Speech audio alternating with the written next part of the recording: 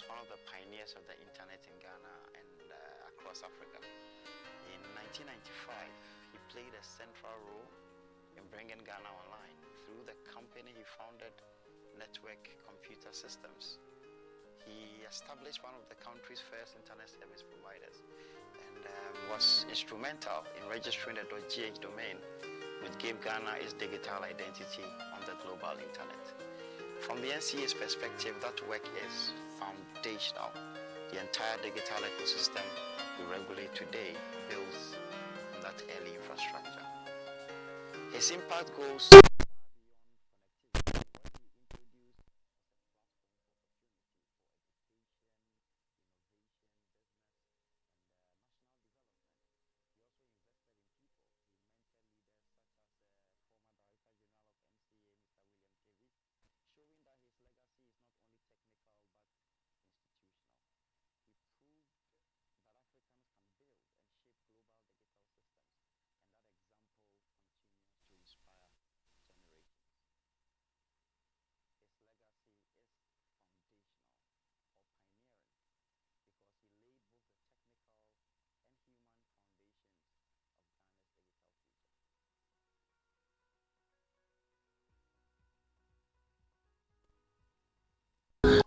introduced Moses Kwesi Baden Jr., the Executive Chairman of the Margins Group. I've known Dr. Quaynor since the mid-90s, and he's the one that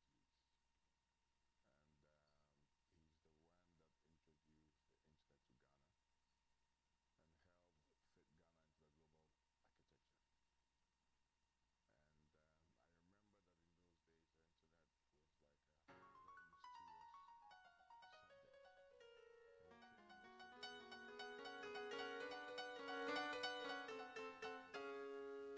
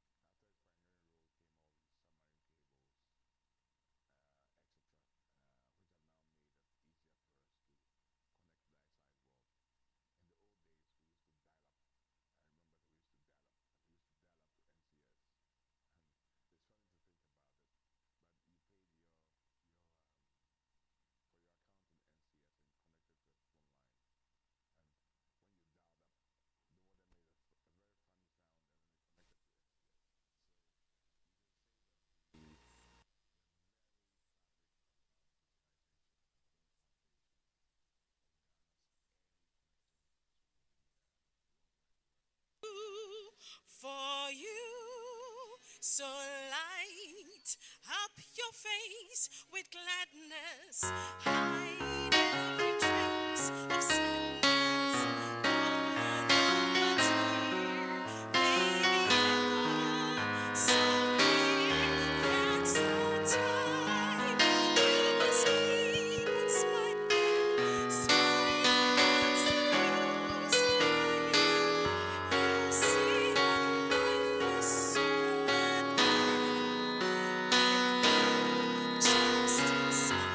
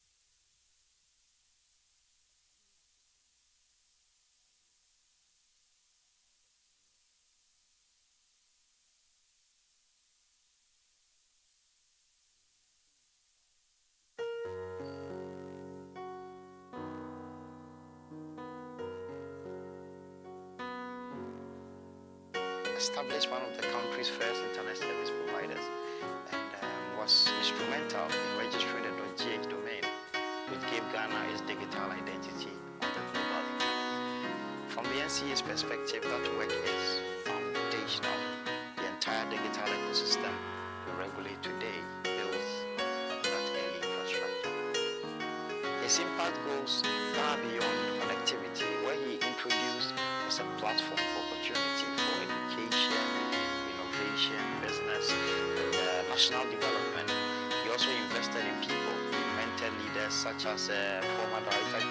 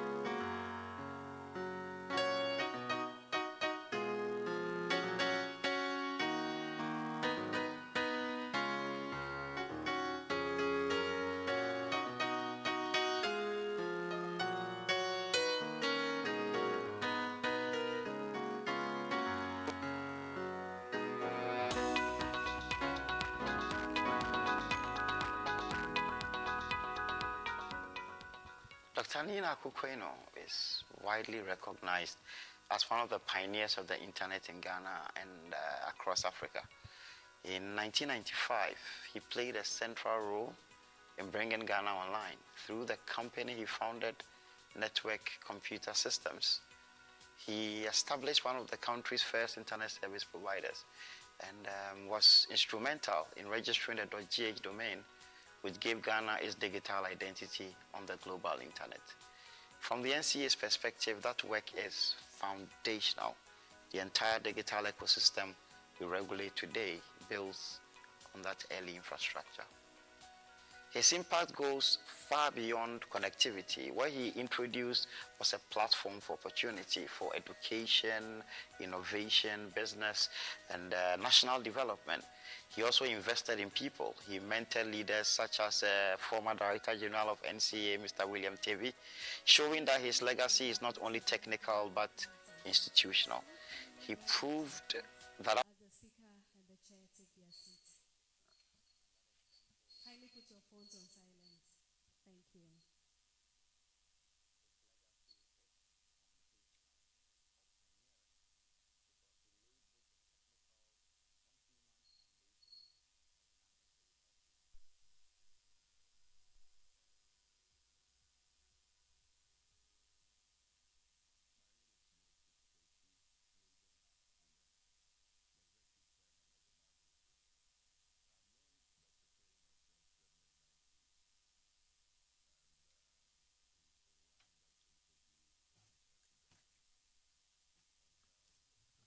Kindly take your seats. Thank you.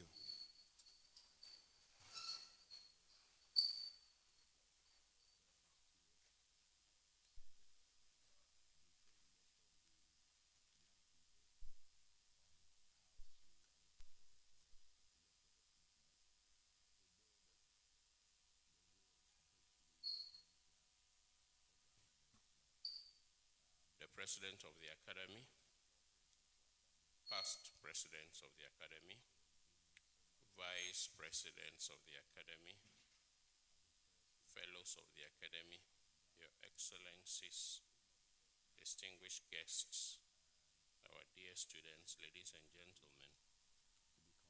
On behalf of fellows of the Ghana Academy of Arts and Sciences, we welcome you all warmly to this evening's inaugural lecture, which is on the topic, the three phases of connectivity, Ghana's scientific and political journey to the internet. By way of introduction, we say that since 1973, newly elected fellows of the Academy have had to deliver an inaugural lecture as part of their responsibilities. And in the brochure that you were given, you find listed titles of some of the inaugural lectures that have been delivered since 1993 by way of information. We are also pleased to inform you that we are streaming live via Zoom, Facebook, and also on the Academy's YouTube page. And thus, we take the opportunity to welcome those who have managed to join us online. It is my singular duty and honor to introduce the chairperson for this August program.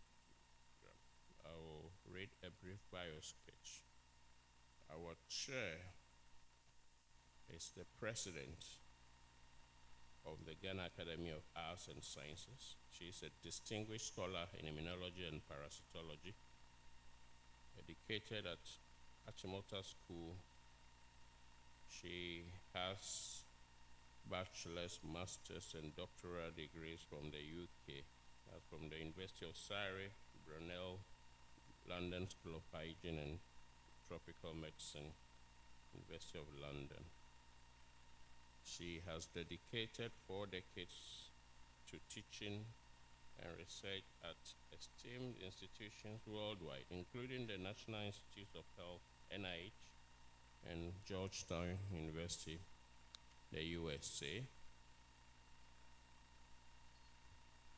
Queensland University and KYMR, Brisbane, Australia, the Chiang Mai University, Thailand, and also University of Ghana. Her groundbreaking research on malaria immunity and vaccine development has earned her international recognition.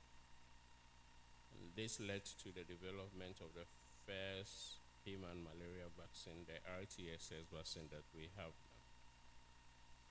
She co-initiated and co-led the first NIH International Center of Infectious Disease Research at the University of Yaoundé 1, Cameroon.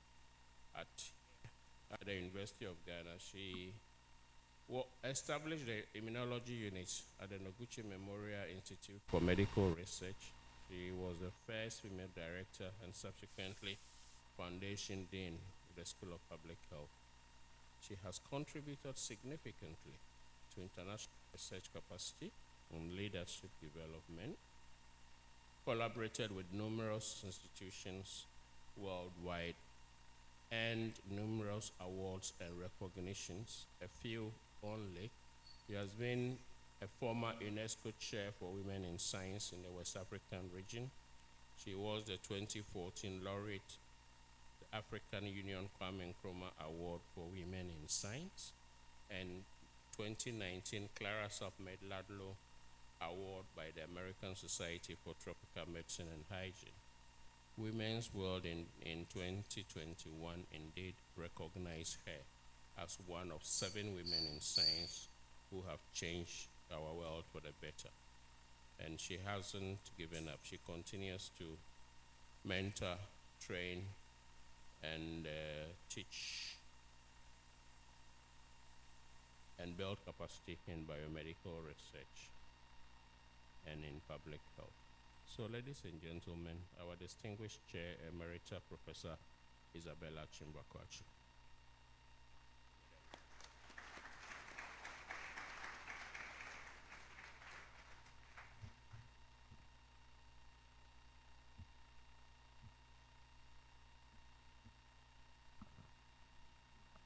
I always need a little lateral help.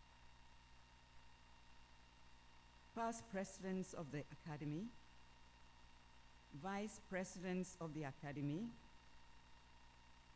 fellows of the Academy, excellencies, distinguished ministers, distinguished invited guests, our students, all fellows and invited guests online, our media men, ladies and gentlemen, I think I can say all protocols observed. Good evening. My role this evening is a simple yet significant one: to welcome you all to the Ghana Academy of Arts and Sciences' third inaugural lecture of 2026, to share a few remarks, and to introduce our distinguished speaker. Most importantly, this occasion affords me the distinct honor and privilege of chairing another inaugural lecture. For every National Academy, an inaugural lecture provides the president with the opportunity to showcase one of its brightest and its best. It is both a pleasure and an honor to showcase one of the Academy's illustrious scientists today. This platform again allows us to display the academic scholarship and excellence, to highlight one of the finest minds the nation can call upon at any time, and it is also an opportunity to reflect on the depth of a fellow's scholarship and the significance of their contributions to their field of study and the impact of their work on humanity. Now, our speaker's contributions to this community, this nation in Africa, and the international community are nothing short of phenomenal.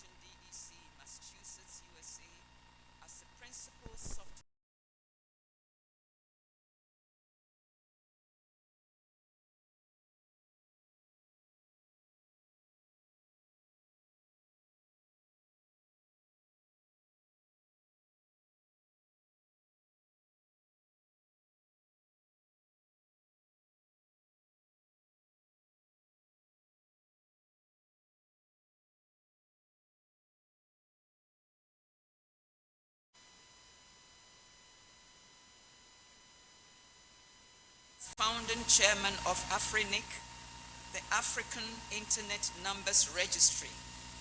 He was involved in the formation of the African Country Code Top-Level Domain Names, AFLET, the African Research and Education Network, AFREN, the Africa Computer Emergency Response Team, AFRESET, the African top-level domain, .africa, and African Registrars, AfriRegistra. He was the first African to elect to the board of the Internet Corporation for Assigned Numbers, Names and Numbers, ICANN, and served as an at-large director of ICANN for the African region from 2000 to 2003. He is a member of the Council of the World Internet Conference, WIC, and was elected to the Council of the World Data Organization, WDO, as the vice chairman in March 2026 this year. Dr. Quaynor was a member of the United Nations Secretary General Advisory Group on ICT, chairman of the OAU Internet Task Force, and president of the Internet Society of Ghana. He was a member of the Internet Governance Forum, IGF, Multi-Stakeholder Advisory Group chairman of board of the National Information Technology Agency, NITA, member of the Council of the University of Ghana, and a member of the Board of National Identification Authority, NII. Also a member of Board of Ghana Interbank Payments and Settlement Systems, GIPIS, chairman of Board of West and Central Africa Research and Education Net, WACRAN, and chairman of Board and Network Computer Systems, NCS. In 2007, the Internet Society awarded him the Jonathan B. Postal Service Award for his pioneering work in advancing the Internet in Africa. He was inducted into the Internet Hall of Fame in 2013. He was honored with the ICANN Ethos Award in 2015 and received the World Internet Conference, WIC, Distinguished Contributor Award in 2024. He is a member of the board of the African Institute of Mathematical Sciences, AIMS, chairman of the board of the Ghanaian Academic and Research Network, GAANET, and chairman of the board of Ghana.com. Dr. Quaynor was inducted as a fellow of the Ghana Academy of Arts and Sciences in the year 2021. So audience, this is your distinguished speaker, your audience. Thank you very much.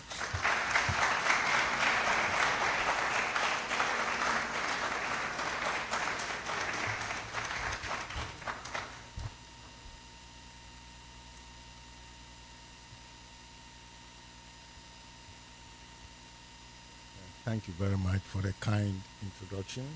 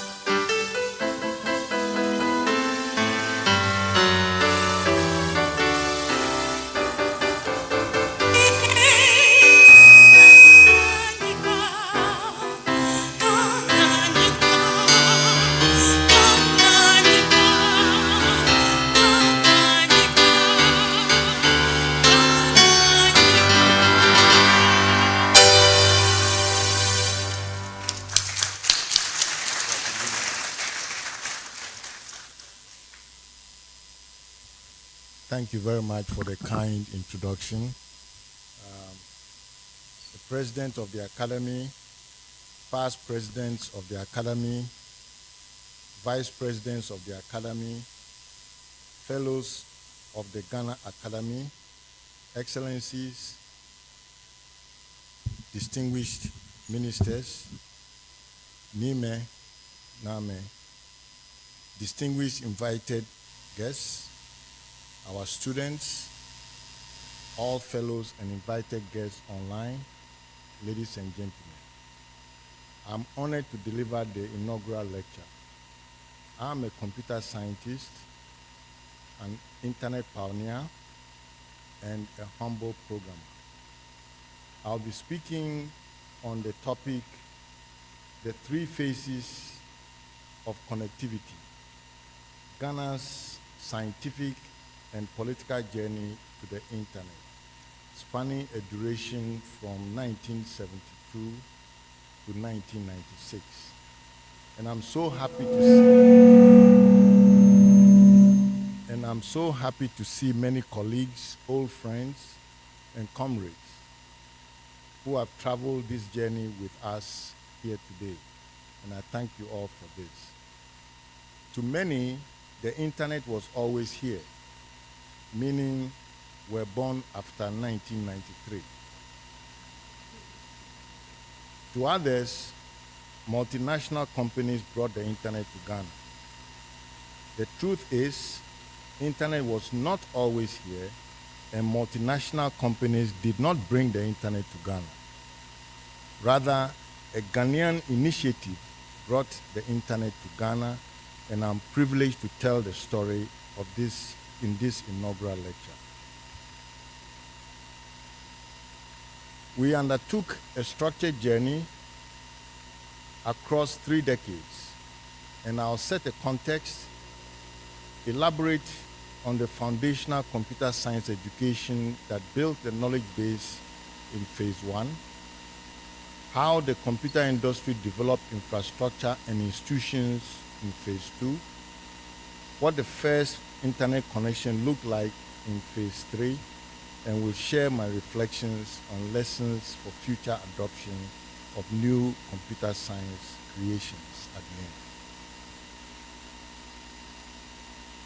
Oftentimes, scientists and policymakers speak different languages and do not usually interact.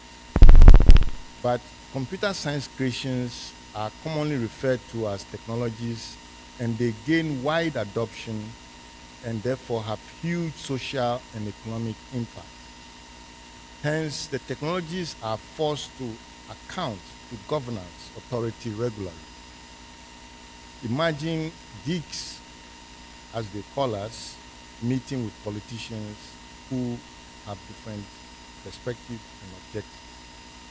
The intersection of the science and politics occurs at the policy level, emanating from the social and economic impacts.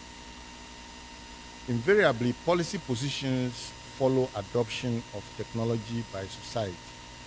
This is not peculiar of computer science. However, we tend to have many impactful creations and with new dimensions typical, and therefore are constantly under scrutiny of policymakers and regulators. The vision inspiring this digital journey is summarized by a quotation from Professor FGA Alote. And many know my special relationship with Professor Alote. He says, Africa's development will rise on the shoulders of science, mathematics, and belief in her own brilliance. The related quote that Africa's digital development would rise on the shoulders of computational sciences and believe in her own brilliance focuses on the subject at hand. The corollary, by not believing in her own brilliance, development will fall, is equally important. You want to go fast, import and become users. You want to go farther, build it yourself and join the supply chain and it takes longer. In fact, lack of genuine ownership of the science and technology creations results in techno-colonialism, the handing over of a ready market for foreign domination. This is elusive.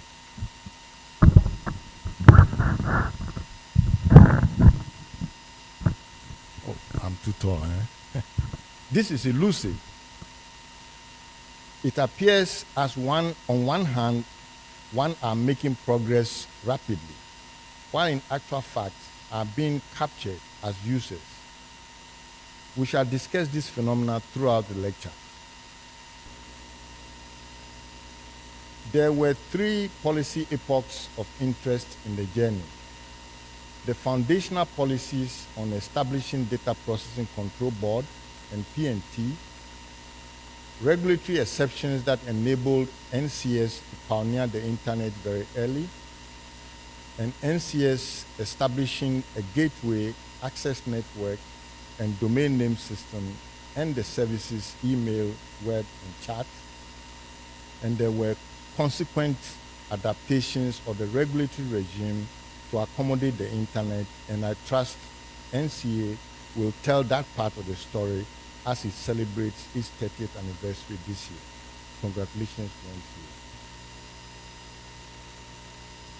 Computer science is not physics, it's not mathematics, it's not media communication, nor business.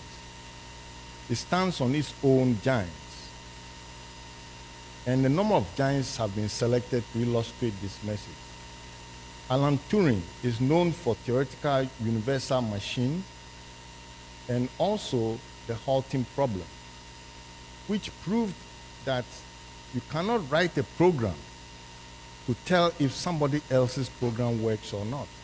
Because if you did, you'd be acting God. Then there was Claude Shannon.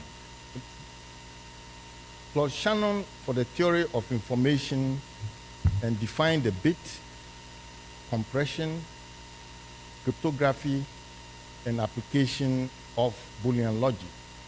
George Boole created the algebra underlying every digital circuit that we see today. Then there was Kurt Gödel.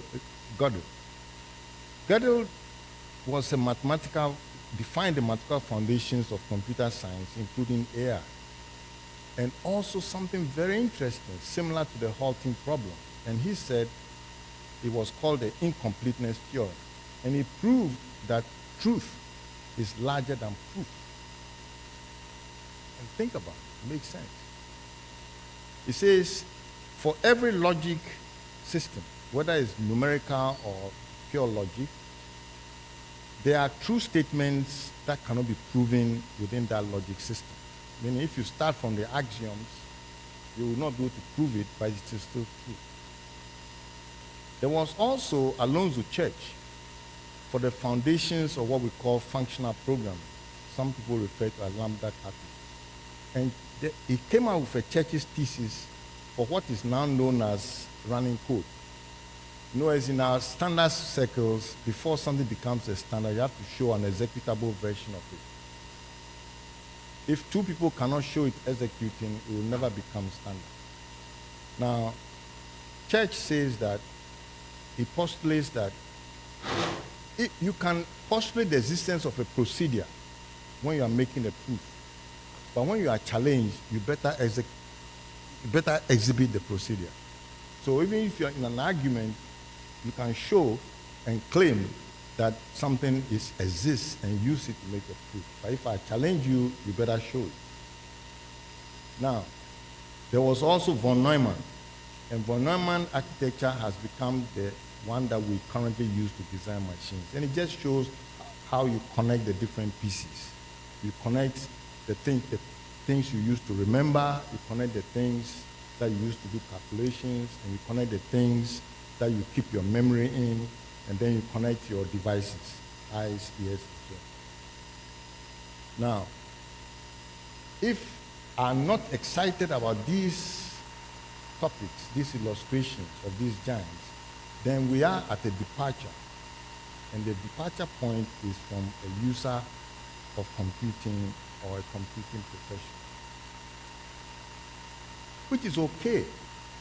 You know, after all, we all drive cars. We all can check oil. We can change tires. We can do many things as users. But few are mechanics, and even fewer are manufacturers or designers. I'm making a pitch for a discipline. So let us allow computer science to grow as a scientific discipline on its own. The point is, one can buy a humanoid robot for about the price of a small car. But as computer scientists, as you will expect, we want to teach how to make the robots ourselves from scratch at the universities and in industry. On the other hand, if you are a business of a discipline, we need the full support services of other disciplines: finance, admin, marketing, and more. But they don't become professionals necessarily of that discipline. They become specialists of their discipline in application of this particular discipline.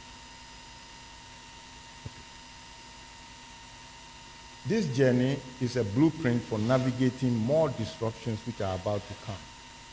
The establishment of computer science as a discipline and installing internet connection disrupted existing systems, institutions, and ways of thinking. It had impact on physics. Okay? It had impact on many other things, which are lessons for the new and even more disruptive emerging technologies coming. We've been focusing on artificial intelligence, quantum computing, and quantum communications are coming. Incidentally, the term artificial intelligence AI was coined at my undergraduate school, Dartmouth College, in 1956 by Professor McCarthy of LISC fame. By the time a technology begins to have global impact, there's been decades of commitment and investment to education, research, and industry. Else, we'll be developing policies, strategies to become markets of other people's creations.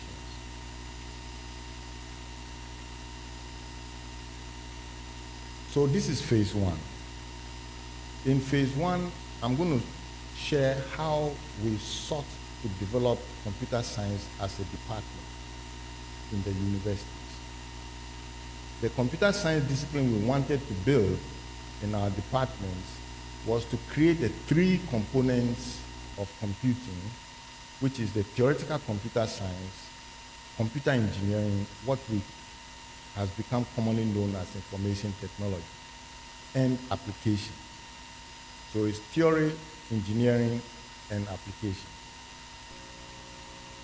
Look at the whole lot of subjects that you see in the theoretical computing science space. Most of them are about foundations of computing, logic, formal methods, how complex is a problem, because different problems have different complexity when we solve them. Proof methods, how you go about making proofs, what types of machines can we use, the thing we call algorithm, which is nothing other than procedures. It's just procedures. We have to analyze them. How well do they work? How fast do they work? Graphs. You have cities and towns and roads. How do we work with those? Suppose you have many machines working. How do you make sure that they are properly synchronized? And how do you make sure that you can encode things like in cryptography? Or for that matter, pure coding, just for compression, and so forth. The mathematics behind, for example, post-quantum cryptography. People are collecting the currently encrypted information so that when quantum computing comes that help us break these things, they can read them. So how do you create the next type of cryptography that can survive when quantum computing comes? So we are deeply concerned about limits of computation and reasoning. What can one think about? And what can one demonstrate as a field? So this one now is to look at the engineering. This is more familiar. In the engineering side, we are looking at how you make electronics and how you add the software to it. And then, of course, if you need to have information organized in some way, how you go about organizing that information. These are the three main things. In the hardware side, you have to have a structure that you use, and then you have to have logic blocks that you put in those structures. And then, of course, you have to attend to the type of instructions that you want to create.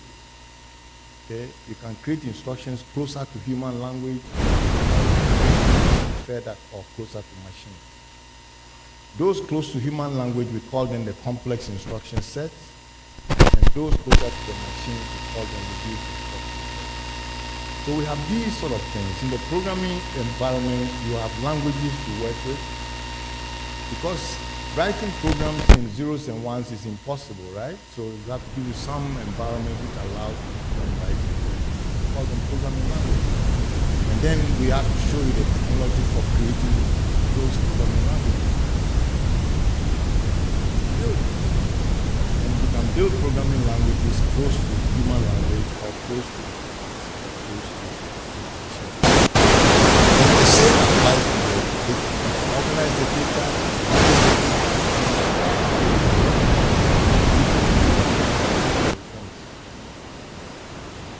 Then comes the applications. The applications are really where you see the real world application. You see the use, real world use. And you see things like AI, computer vision, natural language processing, machine speaking language. So we try to now get close to the human using these applications of the domain. So when you see things like blockchain, neural networks, Internet of Things, and so on, okay, they are all real-world applications. The computer science we wanted to build was to have all three of these: the theory, the engineering, and then the use. Now, if you are going to start a degree granting department, you need to have PhD universities. And Professor FGA, while founding the computer science department at UST, funded a Ghanaian student already in graduate school at USA in 1973 to earn a PhD in computer science in 1977, becoming the first Ghanaian to receive PhD in computer science. The area of his research was operating systems, specializing in distributed systems, and the thesis topic was multi-processor architecture for a certain kind of system, level structure operating. It involved architecture of microprocessors, and this was when there were no microprocessors. We haven't even come. This 77 time no microprocessors. Understanding level structure systems, benchmarking, modeling, and the speaker became that evangelist and joined the computer science department Armenians at the University of Cape.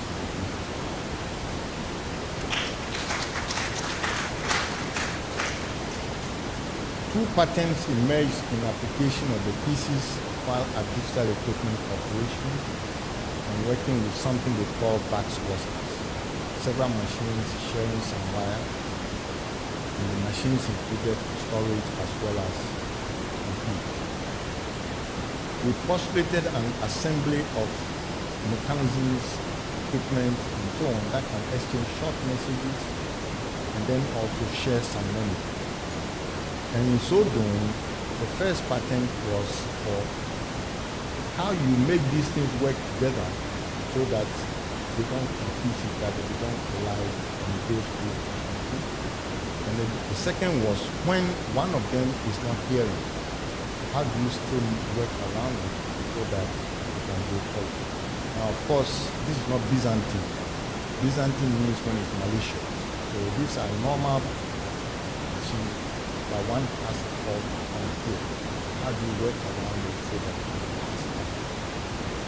So you have to show originality and proof of work. In case you've never seen what a pattern looks like, these are examples of patterns for the benefit of those who are new to this area.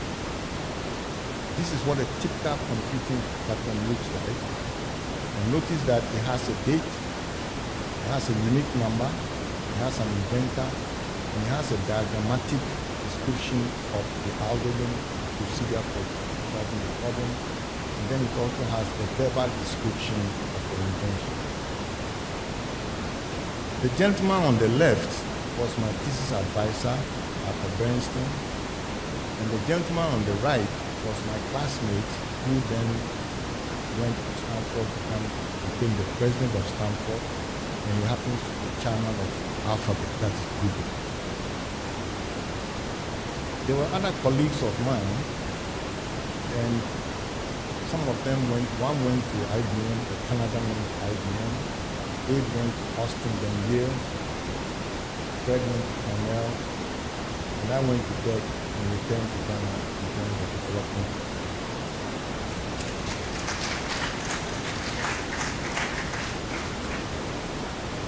So we are now at the start of the computer science teaching. 3 leading universities in Ghana made the bold move in 1970s with UST, followed by Eugene and UCC. They had computer centers housing, you might say, low-end mainframe. UST had an IBM 370, Eugene had IBM 1600, Cape Coast later got ICL 1901. They were all of the type closer to human language, meaning complex instruction set. They were teaching data processing, scientific computing, programming languages.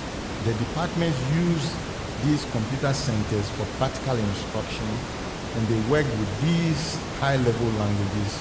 I'm sure you've heard about COBOL, RPG, Fortran, Algol. Each university emphasized its strength and capabilities at the time. Evidently, UST emphasized data processing, physics, and engineering, while University of Ghana focused computer science and statistics, which is paying off now, because many of the large language model, generative language things in statistics. And UCC naturally focused on computer science education. The good news is that majority of today's computing workforce originate from these 3 universities. Other universities have joined, but the output remains relatively small. So now, I should emphasize the complex instruction and the reduced instruction segment. Remember, we said complex instruction moves closer to normal language, and the reduced moves closer to machines. The fundamental difference is that for a typical instruction in the complex instruction set world, that instruction that's doing addition, it's also touching memory and the arithmetic calculation unit. So it's touching all the 4 pieces that you have. That should be a little bit more difficult. Whereas the reduced instruction set says that let's separate them. If you are doing calculation, then you do it with your memory. You don't do it with memory, you do it with registers, which are closer to memory and faster. So they separate the 2 instructions into 2, one that we call load store and one we call operate. Okay? So you load ahead and then you operate, then you load ahead. And that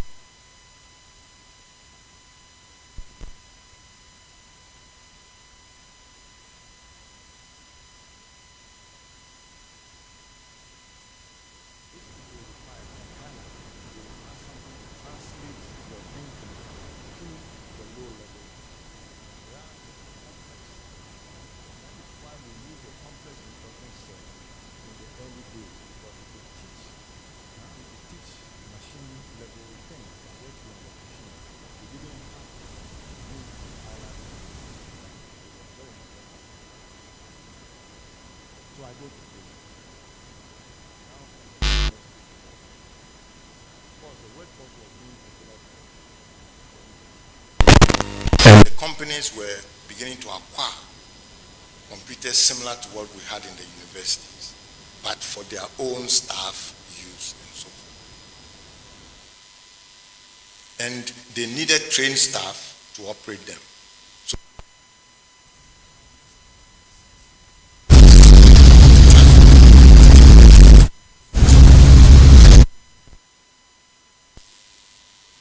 the important policy foundations are twofold, one for computing and one for communications, and I'll touch them all. The early regulations shaped the digital infrastructure by establishing a data processing control board. Some of you may remember, there was one quick grain that was running it, and it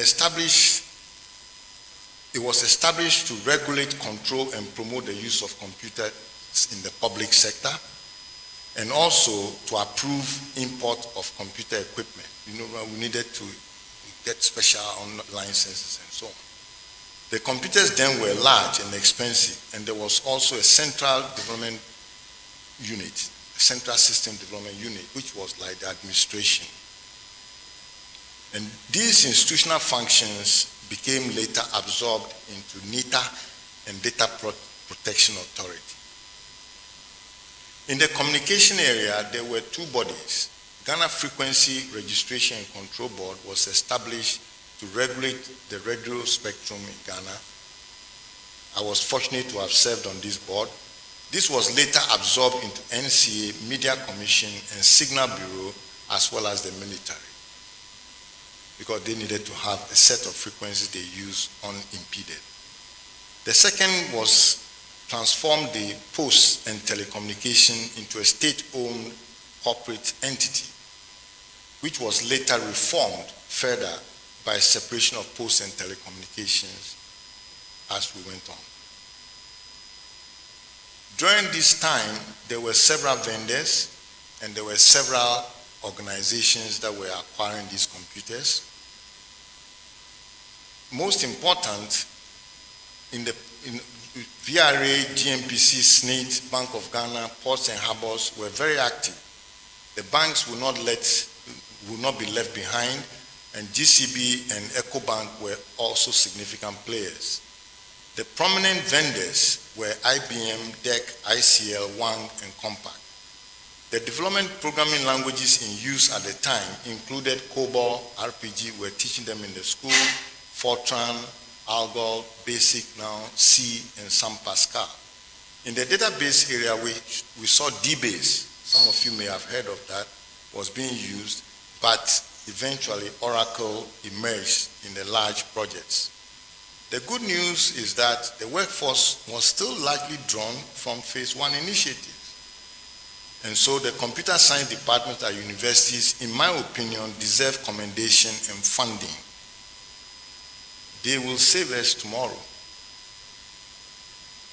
Okay, so networking concepts, security, service management was beginning to appear, and we learned and evolved. The concept of computer networks, communication controllers, terminals were new, and were for the first time interconnecting machines. Companies all had their closet room space, beginnings of today's data centers, okay, or small computer rooms. And then, of course, because they were going to corporations, they were not connected. The data centers were separate and not connected. Concerns on security immediately arose because staff are sharing a single computer system and requiring new ways of working together, protocols, and access controls. These computers were large and expensive, and companies depended on them and had to be maintained. So companies formalized their expectations of system uptime, performance, and support in service level agreements. So these service level agreements didn't just appear, they did not just appear, because there was a need, and they did not exist, but had to become a culture of the industry. And actually, some great lawyers, for example, at GMPC, contributed immensely to this advancement. Okay, So enterprise email, domestic software development, proprietary networking was emerging. VRA was exemplary in software development, where they had, under Louis Kesley Hayford, well over 45 software engineers developing office business applications locally. This is considered a landmark in Ghana's software engineering history. They were hands-on developers, something we hardly see in Ghana today. There were enterprise-wide email systems deployed, meaning every organization used email within. And a major shift in the intra-enterprise communication from files to now some softer communication before the documents themselves move. New specialized roles emerged in the workforce, including system integrators, field support engineers, application developers, all of them supporting the growing IT infrastructure. NCS operated a DEC proprietary network connecting its customers. Now, the preparations for the coming of the internet. The internet began with the arrival of personal computers. PC applications training centers emerged, and early global email networks started around 1988. Though PCs were still expensive, some could afford them, or they received them from siblings overseas, or budgeted for them in projects. Early global email networks were operated by CSR, some of you will remember, GASTinet, and BAM Library.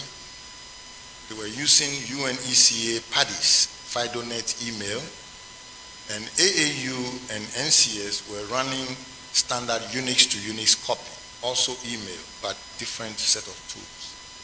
The growing office automation caused typewriters to be replaced with PCs and printers.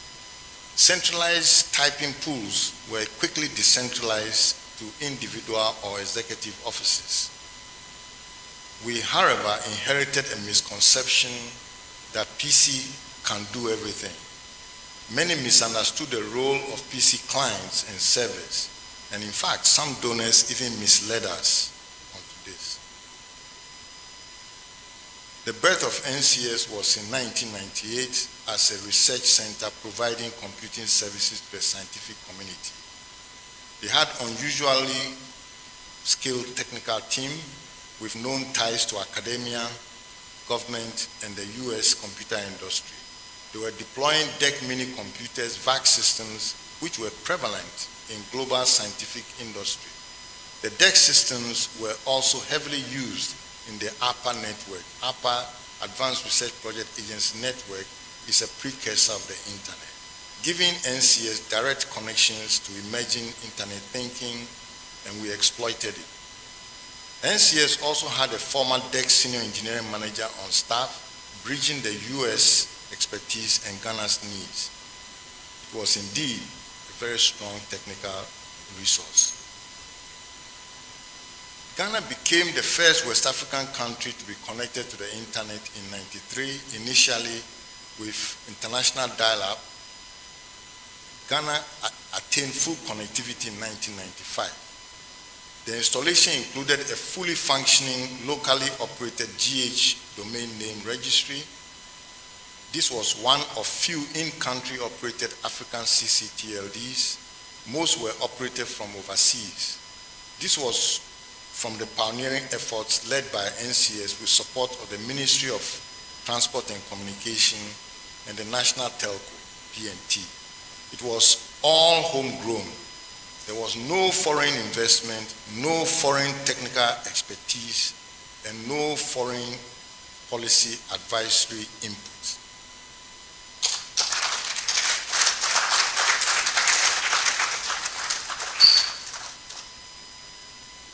The early 90s was an important milestone in transition to the internet era in many respects, locally, globally, and technically. Politically, Ghana had ushered in the Fourth Republic in a new government. In 92 Constitution, no permission is required to publish newspapers. Nelson Mandela has just been released from prison in the 90s with the continent-wide belief Africa can do spirit. There were warnings about technological power emerging and recognition that lack of technical potency to build technologies like internet could easily be abused for dominance. Commercial internet started globally in 1992, and Ghana needed to move fast, while the climate in Ghana did not attract favors from anyone. Mischievous Ghanaian publishers were shipping content overseas for internet upload, intended to embarrass the new republic. A particular email list called uchami@mit.edu was notorious in 1993 for bashing government and spreading misinformation on an environment where government could not respond. The Republic was eager to act, setting the stage for NCS to demonstrate a can-do internet. Regulatory exceptions were, of course, necessary. NCS had to navigate the communication infrastructure, policy environment to enable the first internet point of presence. PNT had only 50,000 subscriber lines nationwide at the time, with limited cable infrastructure coverage. So even if they have at the switch a subscriber point, they don't have cable near your office. Successfully acquiring just 10 dial-up lines at the gateway office in Ridge from PNT enabled internet access. We argued that the new service was value-added service for PNT as we obtained both dial-in lines and the 9.6 lease circuit from PNT. The costs were astronomical. $7,500 a month for PNT and £5,000 a month plus VAT for British Telecom, and we didn't live there. The daring entrepreneurs took the challenge. NCS continued to negotiate for higher bandwidth upstream from VSAT bypass authorization from government. This was long before NCA was established, and we had new competition from Internet Ghana and Africa Online in 1996. This is the diagram of the system that was used at the time. Notice that it has 3 main machines with a blue screen, and then it has something on the right, which is a router of sorts. And we connected the router to modems to receive the incoming calls from around. And then we had one line as a lease line to the international community. And the 3 machines, you can see that they have different names. The router was called Nana. Yeah, he was in charge, you know. And then we had a machine that pretended to look like in the US or something. It was called Austin. And he was doing our name translations, so that we didn't want people to question where it's coming from. And then we had 2 other machines, a mail server and a news server that was known as Manche. And then there was Togbe.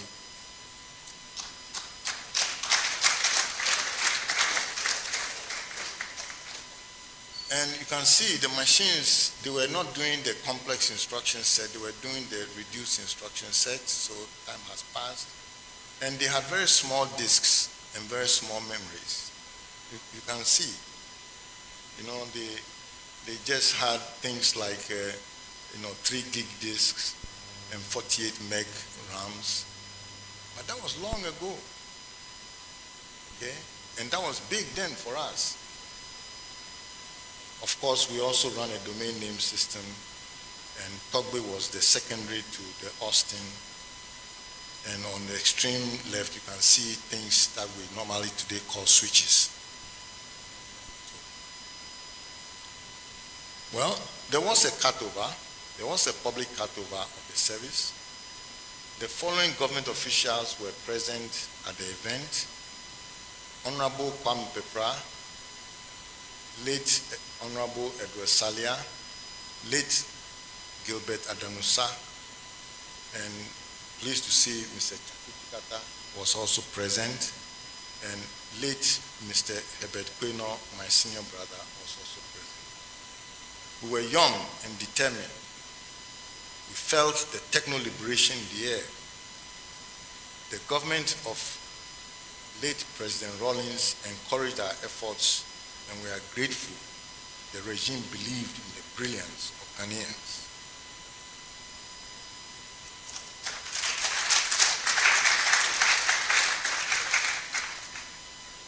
There was a database international called Network Startup Resource Center, and all of us, whenever we got connected, we sent information there, and then they tried to reach us as proof that we are truly connected.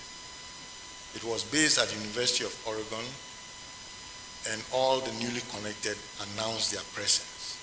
So NCS announced its presence on 21st August 1995 by email from me, which you can see has been kept. And it was confirmed that they could reach us, they can ping us.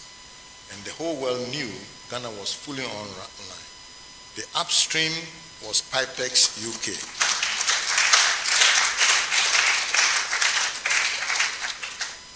And later UUNet.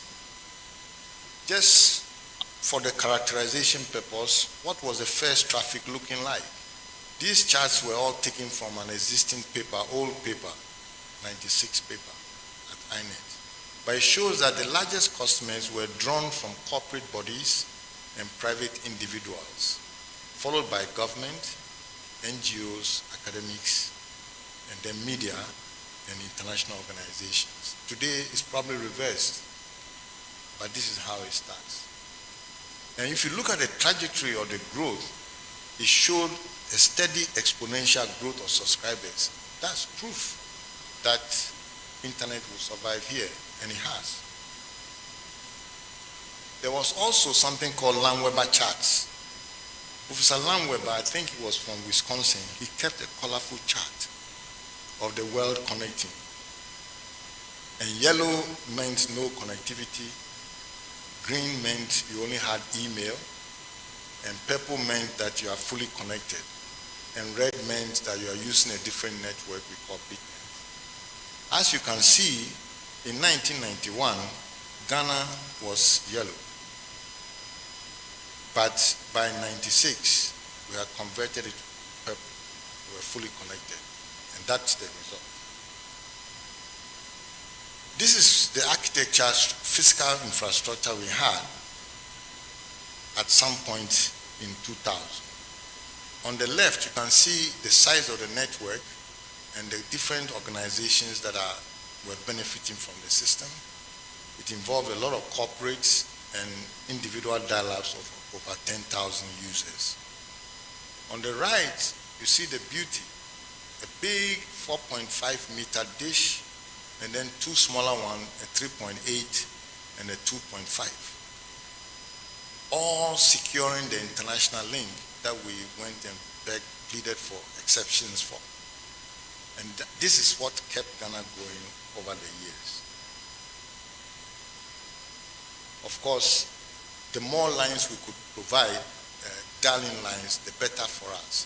So the tower you see at the back was used to sort of fix the deficiency PNT had. They didn't have cables in the area, so we collect the cables from the exchanges and bring it by radio, meaning we put the modems there, pick it, and then carry the traffic. And of course, we use it also to connect the corporates as well.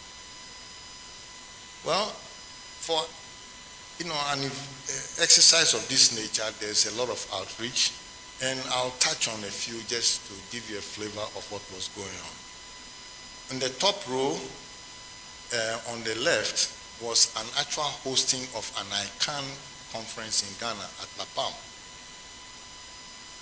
The next one is me and someone called Charles Musisi. He is the one who does the .ug. just as I do .gh, he operates .ug, meaning that every country has a name. We didn't intend it to be countries. They were from the ISO 3166 territories, but he does that. Then the third picture on the top row is me receiving recognition from ICANN from Steve Crocker, who was the chairman of ICANN.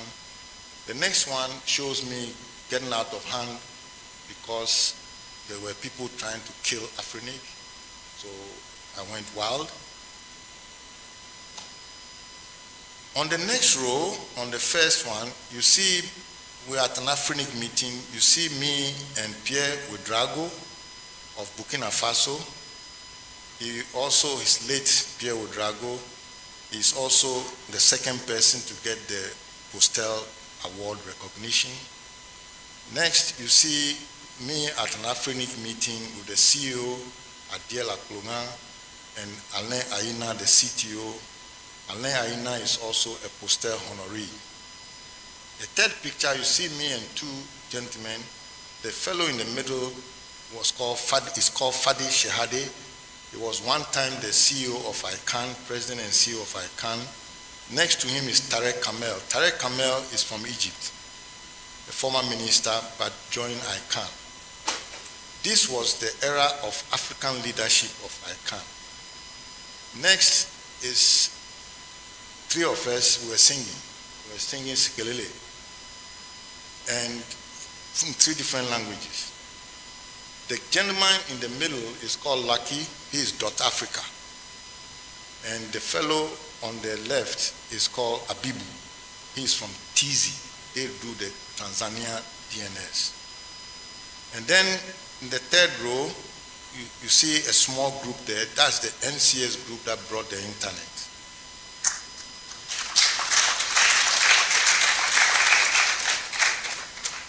And then next to it is there for a purpose. Those who know will see a good friend of mine. I may describe him as one of the founders of the REN Research and Education Networks. Boubacar Barre is to the right. He's late Boubacar Barre.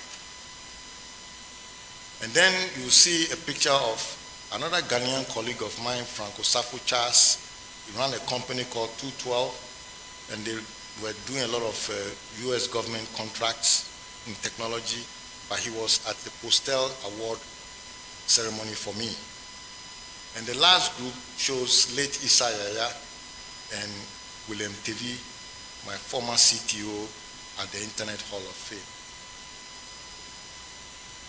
Now, this group is also very special. The gentleman on the extreme left with the beard, white beard, is called Vint Cerf. He's the inventor, the creator of the internet. TCP/IP protocol was developed by him and Bob Kahn.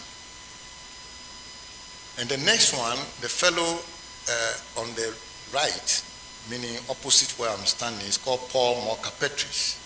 He is the creator of the DNS, the domain name system. The fellow in front is from ICANN, Chris Mondini. And then you see Randy Bush, who is well known in the African circles, internet circles. And the next picture is Philip Smith. And Philip Smith was my upstream when I was connecting to UUNet, when I was connecting to Pipex. Meaning you have to connect to somebody. The engineer there, chief engineer there was him. And so we used to communicate a lot. Then you see a picture of form. The second left, smallish gentleman is called Venancio. He's from Mozambique. He was also a pioneer. And you see a picture of, the next row, you see a picture of Mohamed Diop from Senegal in a chat with my spouse, Sewa. And then the next one, you see a picture of the founders of the regional internet registries.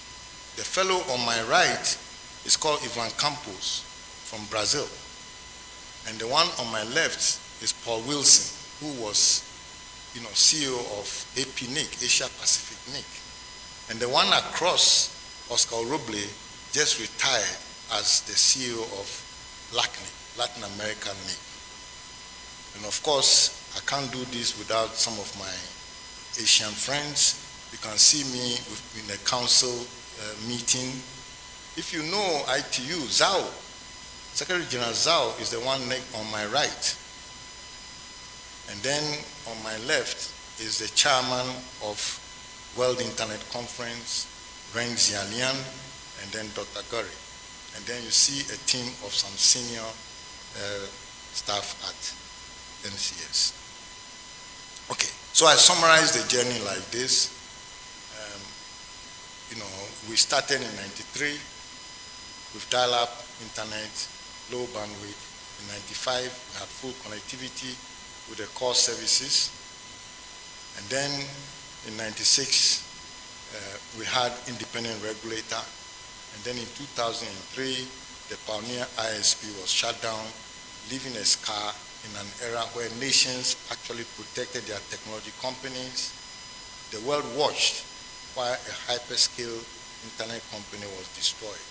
In 2007, new networks emerged from the telco, meaning the telco joined the business, and the research networks also came. That's when like Garnet also showed up, and government also started building its own network, the government network. So now it is becoming specialized networks. Unfortunately, the market consolidated rapidly from 2016, and multinationals dominated with large US companies dominating services globally. So the story of the internet after '96, in my opinion, will best be told by NCA. Okay, so there were some Pan-African initiatives. Before 2003, we led a continent-wide internet liberation struggle to avert technology know-how being used to dominate Africa. Techno liberation was real, and our struggle to democratize technology across region was effective. We assisted several countries. We agreed to host AFNOG, which is the technical capacity building of the internet.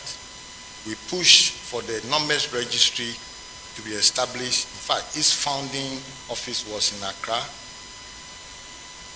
And we engaged globally with ICANN, Internet Society, and World Internet Conference, placing Ghana and Africa at the global internet governance table. We appreciate the support of government and academia in this venture. In that effort, we created all these organizations, which are still around, and they are still functioning.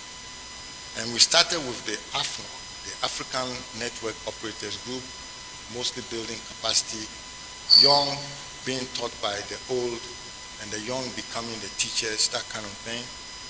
And then we also incubated the AFRINIC because we share the same community. AFRINIC gives numbers to ISPs and operators, and the operators are the ones we are training, so they share a community. We incubated it there.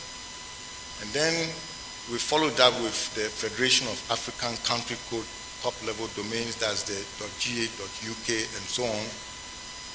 And then we went on to create the research networks, AFREN, then emergency response teams, in case you have a problem. Then the registrars, those who help you register names.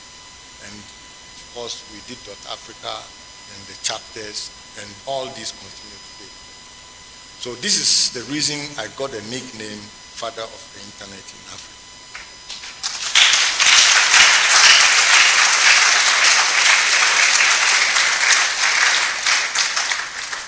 We received several recognitions, and here are a few. The first one in the top row is called the Postel Award through Internet Engineering Task Force, confirming internet engineering acumen.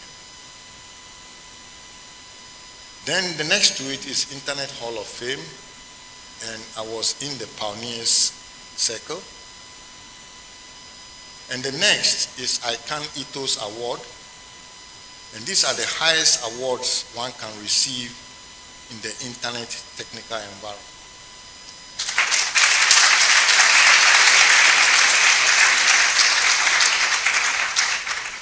The better part is yet to come. And it says that there is only one person recognized by all three worldwide. So this person is the only one who has received all three awards so far.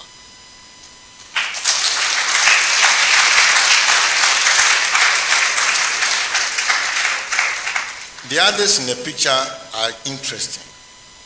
Notice the one from extreme right. It's like somebody holding his laptop and surfing. This is from Kenya. Okay? You know, it's from KUNIC. They are the ones who do, just like you have .gh, they do the .ke.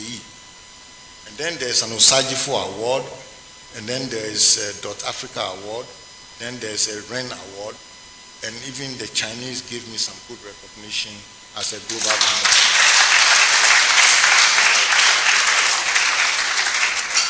So I'm beginning to wind down. We finished with the 3 phases. You've seen we built academic institutions to produce for the workforce.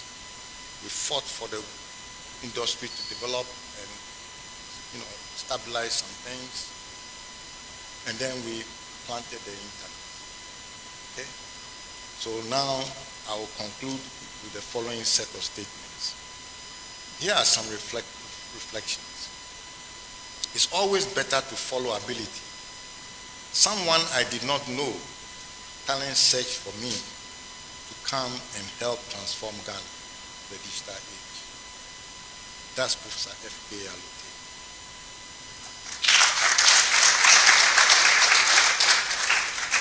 We cannot afford to outsource this critical industry. Hence, our continued reliance on foreign services is a risk, and we shall pay dearly for it in future.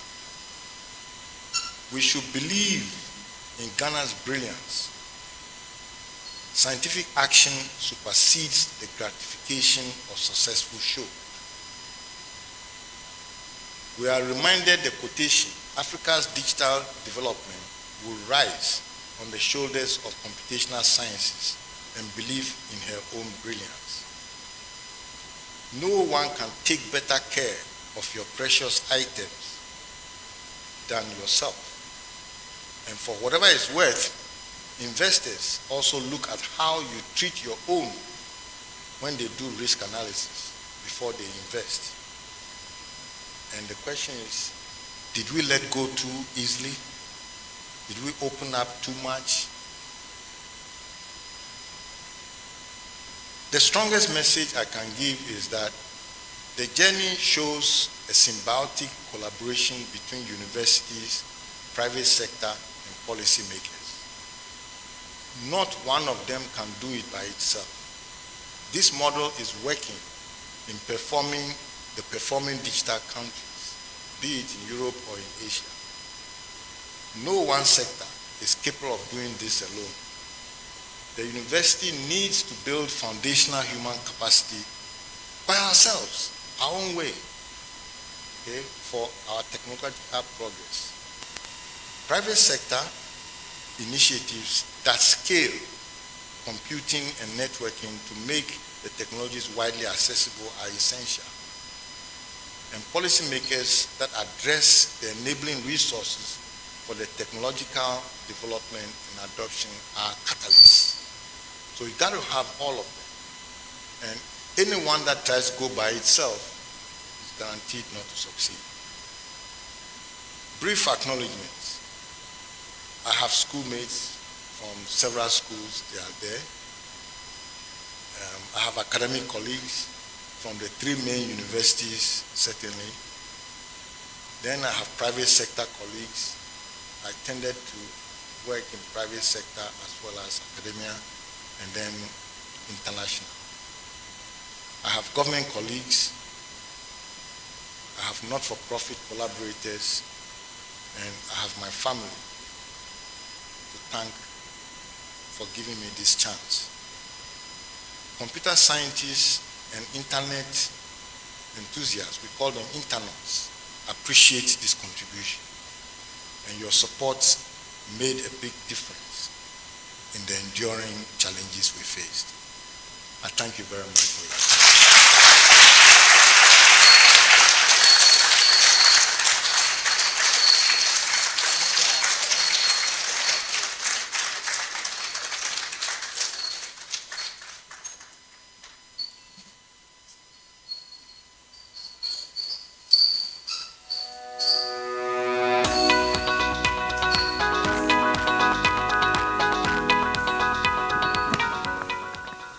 Dr. NII NARKU QUAYNOR is widely recognized as one of the pioneers of the internet in Ghana and across Africa.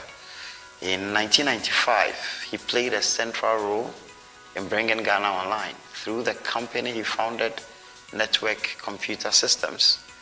He established one of the country's first internet service providers and was instrumental in registering the .gh domain, which gave Ghana its digital identity on the global internet.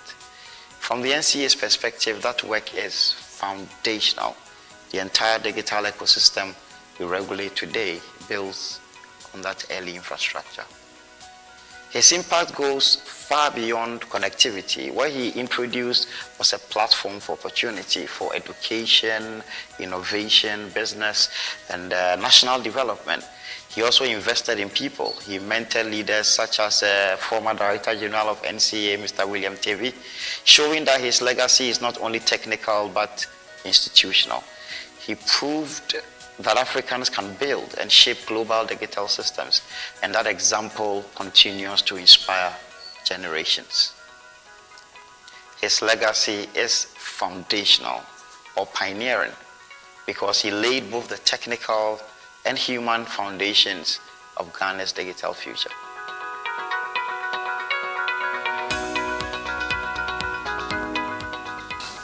My name is Moses Kwesi Baden Jr., the Executive Chairman of the Margins Group. I've known Dr. QUAYNOR since the mid-90s, and he's the one that introduced the internet to Ghana and helped fit Ghana into the global architecture. And I remember that in those days, the internet was like a very mysterious subject. And he trained most of the young people on how to understand the internet and to work with the internet. He built the rail on which the trains ran for Ghana and the internet, being a member of the International Cooperation for Assigned Names and Numbers, and also setting up NCS in 1995 as the first internet service provider in Ghana, and indeed one of the first, if not the first, in Africa. And he also helped many African countries to be connected to the internet. He was the custodian of Ghana.com, and he helped many companies and corporations and organizations and individuals get internet addresses and manage basically the whole of Ghana's internet architecture. And for that, his pioneering role, I don't think has been recognized enough. I myself took classes when he started NCS, and to understand how the internet worked like. And it's from there that I built my interest in the internet and what came with the .com bubble, and now we know it's a precursor to the digital revolution. And Ghana is in some sense at the forefront of this revolution because of the pioneering work that Dr. QUAYNOR did. And this work has helped Ghana to be switched on 24/7, because after he set up the ISP, he also helped Ghana connect 24/7 to the internet. After his pioneering role came all these submarine cables, etc., which have now made it easier for us to connect to the outside world. In the old days, we used to dial up. I remember that we used to dial up, and we used to dial up to NCS. And it's funny to think about it, but you paid for your account in NCS and you connected to a phone line.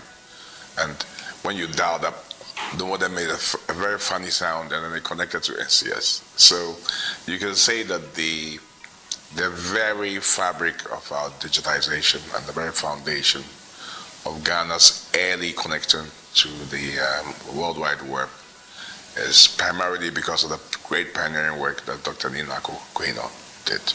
And we're so proud of him as a leader and as a pioneer of the internet in Ghana. And I believe that we owe him a lot, and the nation must honor his heroes. And I'd like to, on this occasion, congratulate Dr. QUAYNOR for a very great job done for Mother Ghana. I know that for some people, it will purely be a commercial thing, but for him I think his passion was in the right place, and he's been an accelerator to the economic and social and political gains that the digital world has brought.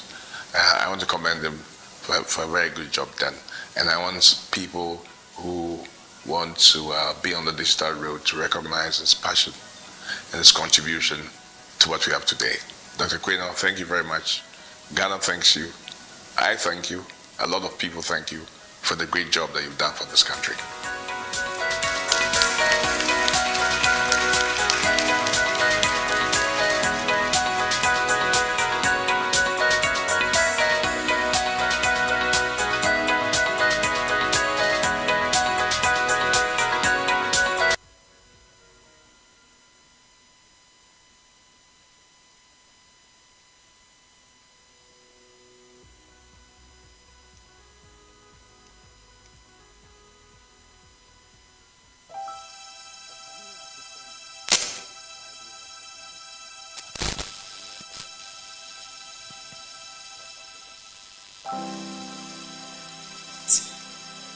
So I'd like to dedicate this song to Dr. Quaynor. It's called Climb Every Mountain. And you know, in Africa, we have a lot of mountains. So when you're pioneering something, you really have a lot of mountains to climb.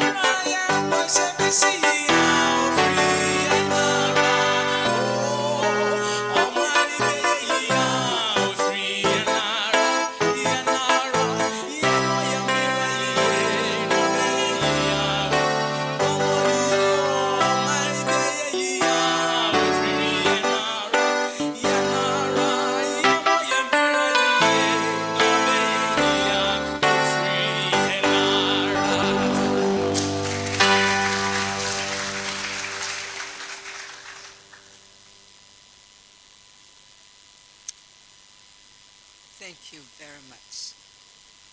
Audience, you must agree that this was simply phenomenal. Please, another round of applause. Simply phenomenal. We have been through a full academic curriculum. First degree, second degree, even a PhD. And we've seen the demonstration of passion and selflessness.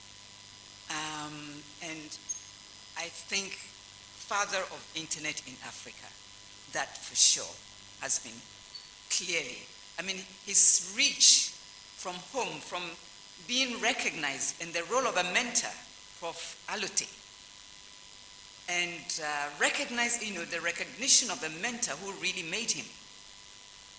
And the fact that he's demonstrated that from there, he was made to believe in himself, to believe in Ghana, to believe in Africa. And I think this is a lesson for our students here, our very precious students. You can see that it can be done. And it's commitment, believe in yourself, and hard work. Hard work. Hard work. So clearly, I think I have to call UNESCO on this. This is a fully packaged for the UNESCO launched Memory of the World here on the 22nd. This is fully packaged for the Memory of the World in Ghana. And also, seriously, so UNESCO, take note. And then also for Encyclopedia Africana, fully packaged.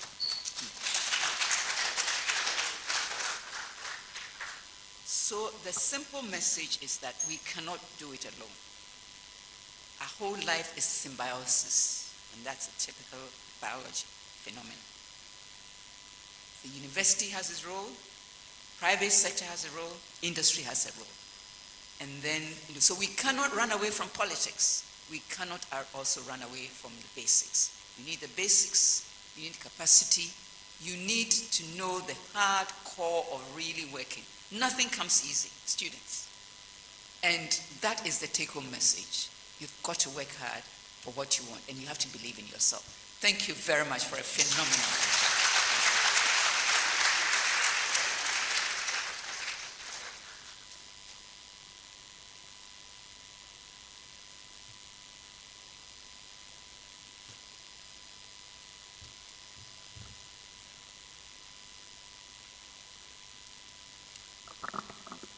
Right. Thank you very much. A round of applause for our chair for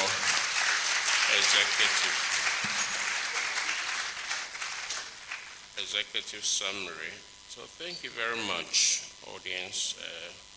In a wonderful lecture, and we are just about exiting from here. A few announcements I would like to make. There is an upcoming event, and that is an inaugural, I beg your pardon. There is an annual lecture in the humanities, and we are delighted to invite you to the Academy's annual lecture in the humanities. The date is Thursday, 14th May. Time is 5:30 p.m. The venue is this very auditorium, and the speaker is Professor Samuel A.J. Mensah, FGA, and he will be speaking on the topic interracial and inter-ethnic marriages in Accra. He can't invite you more passionately than this, so we are all cordially invited. We would like to acknowledge the support of the National Communications Authority, Margins ID Group, Ghana.com Limited, and IPMC, Intercontinental Public Management Company. They have been very supportive of preparation Relations Studies lecture.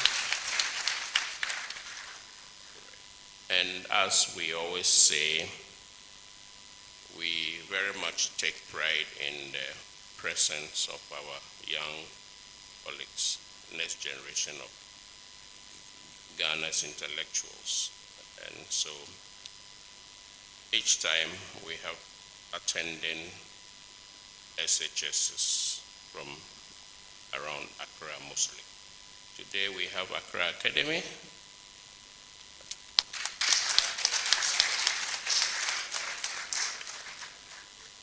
And Odogono Senior High. We cherish your presence so much. I would like to take the opportunity to acknowledge the presence of a few dignitaries. We have distinguished past presidents of the Academy. We have Emerita Professor Abba Benchel Adam, a former president of the Academy. We also have Emeritus Professor Samuel Sefadede right here. And we have Nana SKB Asante, the former president of the Academy. Yeah.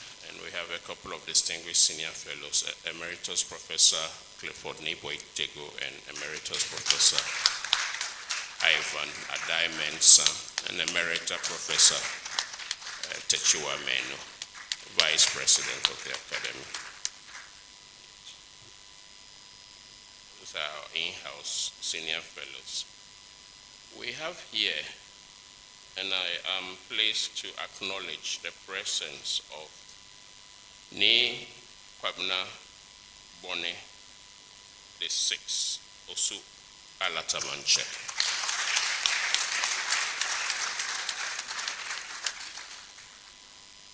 And we have Dr. Ernest Addison, a former governor, Bank of Ghana. Dr. Ernest Addison. Then we have Mr. Chatuchikata, who needs no introduction.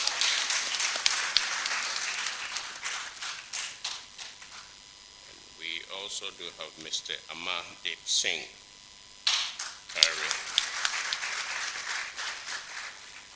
who is Executive Chairman, IPMC.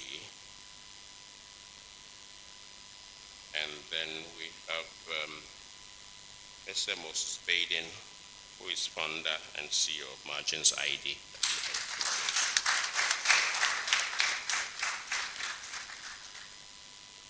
We also have a few colleagues from the University of Cape Coast. So Dr. Ataye Boasapong, Director, Academic Affairs,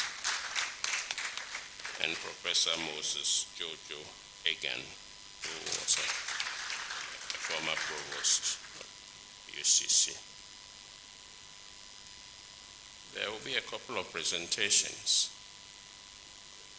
to our distinguished speaker. So we'll take presentations from the family, Ghana.com IPMC. You are welcome to make your presentation if you are ready.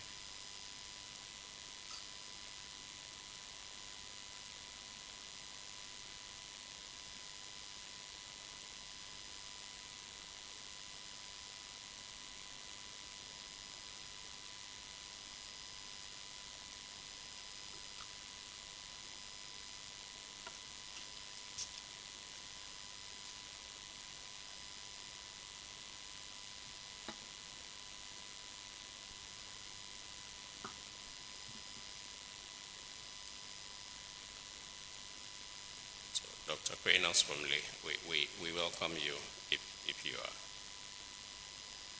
ready.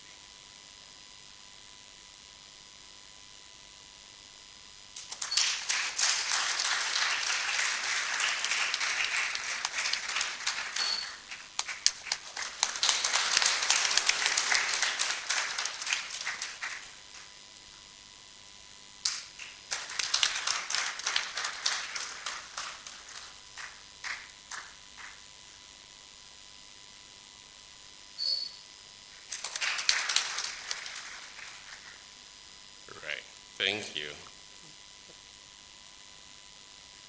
We would be happy also to take a presentation from Ghana.com and IPMC if you are.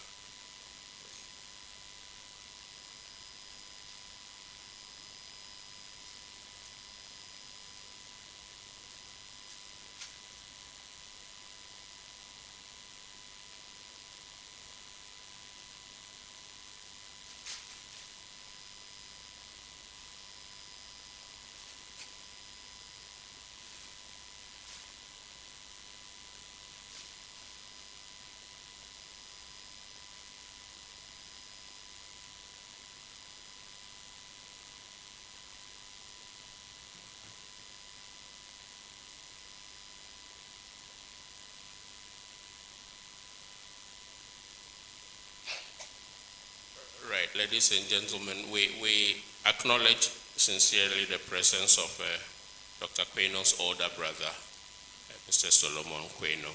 You're welcome.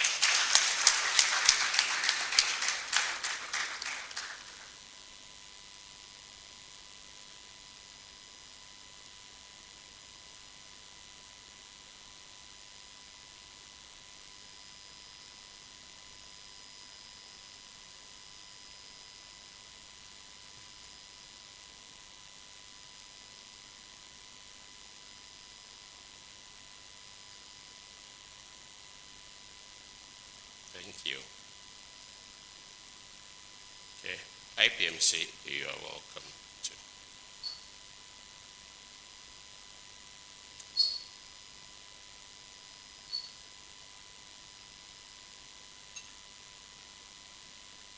All right. Thank you.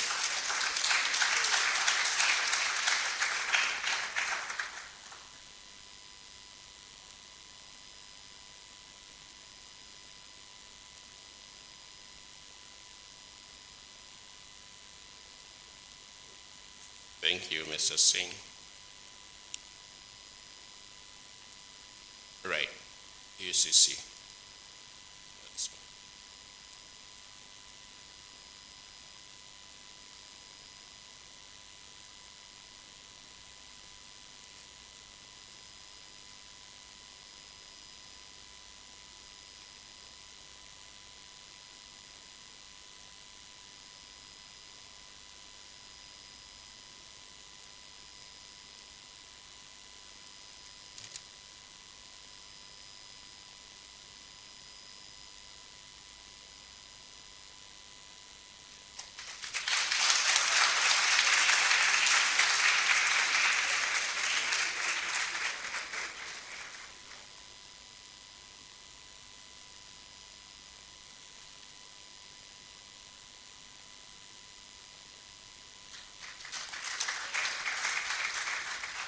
Right. Thank you very much. Organa.com. So, and then you are welcome.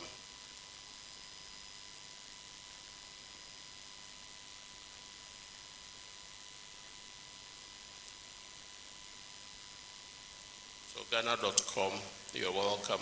And I believe that should be, we will take the rest, if any, presentations.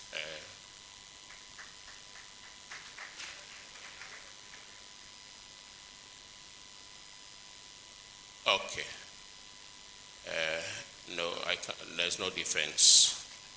As guilty as, right. Okay.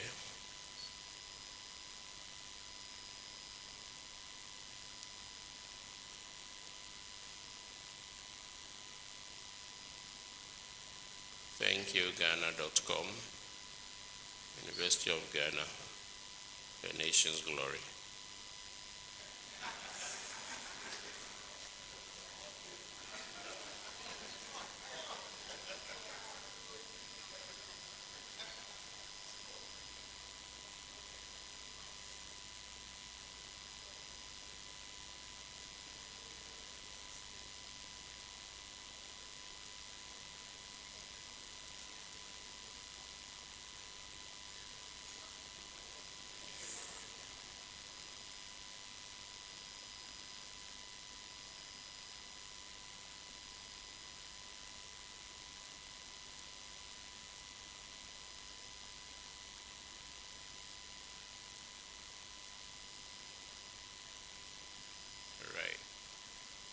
you sincerely.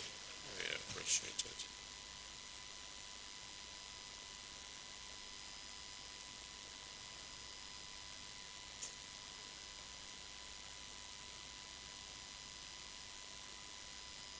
Right. So I think the appropriate nomenclature was supposed to be University of Ghana School of Law Infotech Class of 2025, right? Okay. Thank you, thank you. Okay.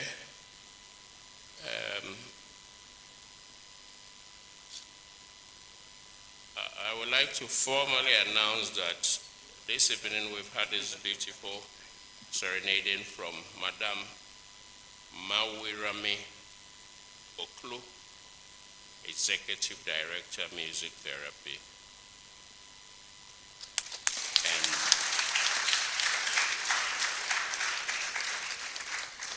she's happy to bring us a performance as we wind down out of this auditorium. So, Madam, you're welcome.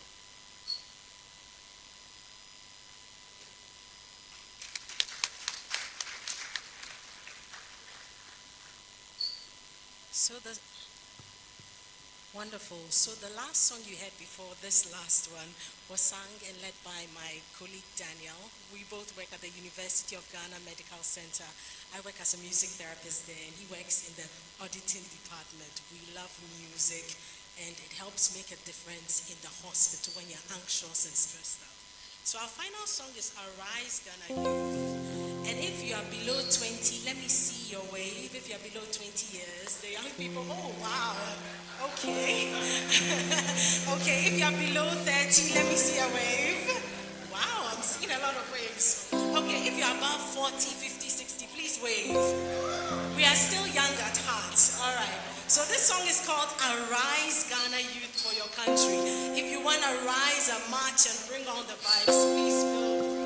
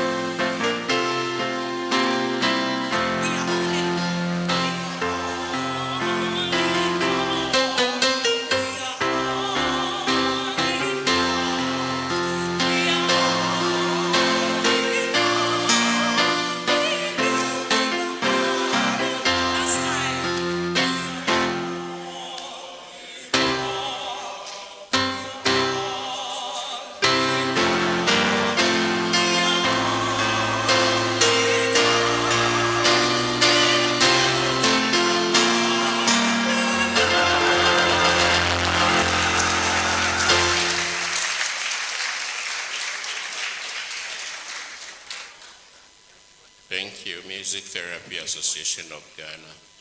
Ladies and gentlemen, thank you very much. We have gradually proceeded to the end of our program, and I would respectfully ask us all to be upstanding as the Speaker and Chair exits the platform.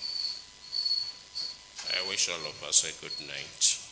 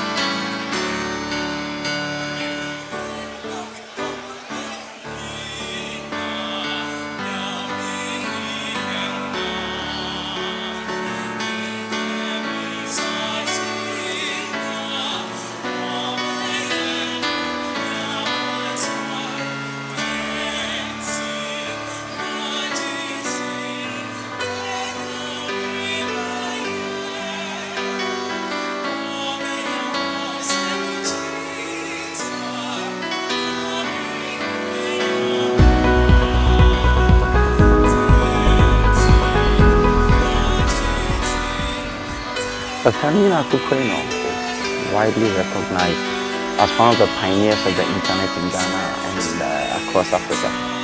In 1995, he played a central role in bringing Ghana online through the company he founded, Network Computer Systems. He established one of the country's first internet service providers and was instrumental in registering the .gh domain, which gave Ghana its digital identity on the global internet. From the NCA's perspective, that work is foundational. The entire digital ecosystem we regulate today builds on that early infrastructure. His impact goes far beyond connectivity. What he introduced was a platform for opportunity for education, innovation, business, and national development. He also invested in people. He mentored leaders such as former Director General of NCA, Mr. William Tevi, showing that his legacy is not only technical but institutional. He proved that Africans can build and shape global digital systems, and that example continues to inspire generations. His legacy is foundational or pioneering because he laid both the technical and human foundations of Ghana's digital future.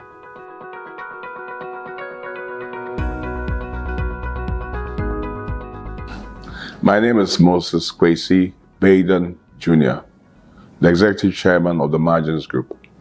I've known Dr. Quaynor since the mid-90s, and he's the one that introduced the internet to Ghana and helped fit Ghana into the global architecture. And I remember that in those days, the internet was like a very mysterious subject. And he trained most of the young people on how to understand the internet and to work with the internet. He built the rail on which the trains ran for Ghana and the internet, being a member of the International Cooperation for Assigned Names and Numbers, and also setting up NCS in 1995 as the first internet service provider in Ghana, and indeed one of the first, if not the first, in Africa. And he also helped many African countries to be connected to the internet. He was the custodian of Ghana.com, and he helped many companies and corporations and organizations and individuals get internet addresses and manage basically the whole of Ghana's internet architecture. And for that, his pioneering role, I don't think has been recognized enough. I myself took classes when he started NCS, and to understand how the internet worked like. And it's from there that I built my interest in the internet and what came with the .com bubble, and now we know what's a precursor to the digital revolution. And Ghana is in some sense at the forefront of this revolution because of the pioneering work that Dr. Quaynor did. And this work has helped Ghana to be switched on 24/7, because after he set up the ISP, he also helped Ghana connect 24/7 to the internet. After his pioneering role came all these submarine cables, etc., which have now made it easier for us to connect to the outside world. In the old days, we used to dial up. I remember that we used to dial up, and we used to dial up to NCS. And it's funny to think about it, but you paid for your account in NCS and you connected to a phone line.